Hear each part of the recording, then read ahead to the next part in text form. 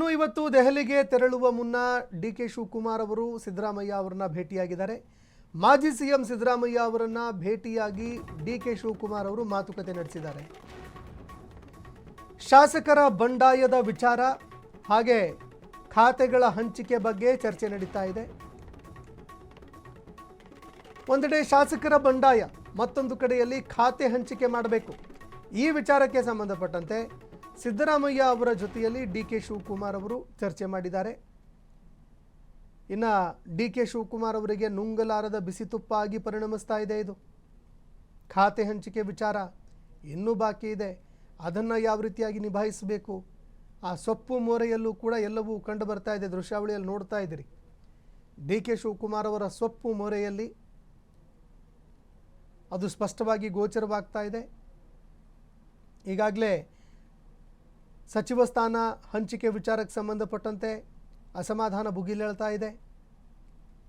ಅನೇಕ ನಾಯಕರು ಈ ವಿಚಾರಕ್ಕೆ ಸಂಬಂಧಪಟ್ಟಂತೆ ಅಸಮಾಧಾನ ಹೊರಹಾಕಿದ್ದಾರೆ.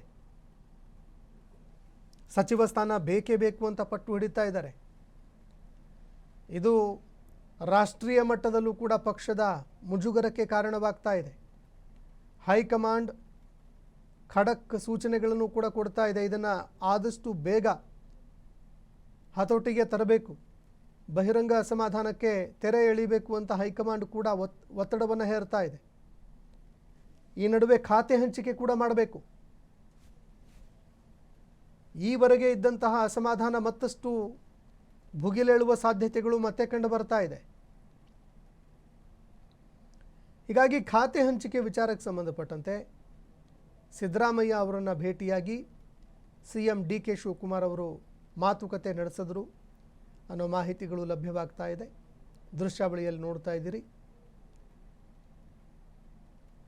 ಸಿಎಂ ಡಿ.ಕೆ. ಶಿವಕುಮಾರ್ ಅವರು ಮಾಜಿ ಸಿಎಂ ಸಿದ್ದರಾಮಯ್ಯ ಅವರನ್ನು ನಿವಾಸದಲ್ಲಿ ಭೇಟಿಯಾದರು. ಉಭಯ ಕುಶಲೋಪರಿಯನ್ನು ಕೂಡ ವಿಚಾರಿಸಿದ್ದಾರೆ. ಅದರಲ್ಲೂ ಸಿದ್ದರಾಮಯ್ಯ ಅವರಿಗೆ ತುಂಬ ಒಳ್ಳೆ ಹಿಡಿತ ಇತ್ತು, ಪಕ್ಷದಲ್ಲಿ ನಾಯಕರ ಮೇಲೂ ಕೂಡ ಹಿಡಿತ ಇತ್ತು.